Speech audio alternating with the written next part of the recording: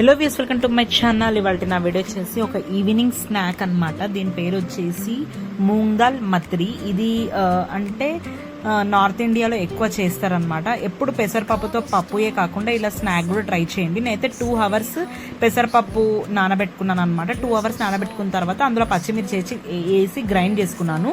ఆ గ్రైండ్ చేసిన పేస్ట్లో ఏం చేశానంటే నేను కొద్దిగా రవ్వ, ఉప్పు, పసుపు, నెయ్యి ఆర్ నూనె ఏదైనా వేసుకోండి, జీలకర్ర పొడి వేసుకోండి జీలకర్ర లేకపోతే.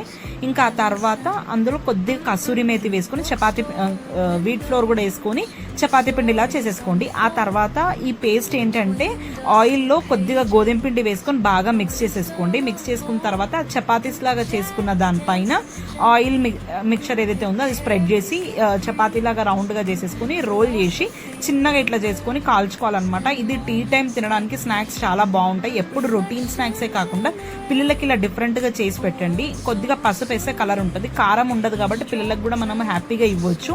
ఇది మనకు 1 month వరకు స్టోర్ ఉంటుంది. And by, please subscribe to my channel.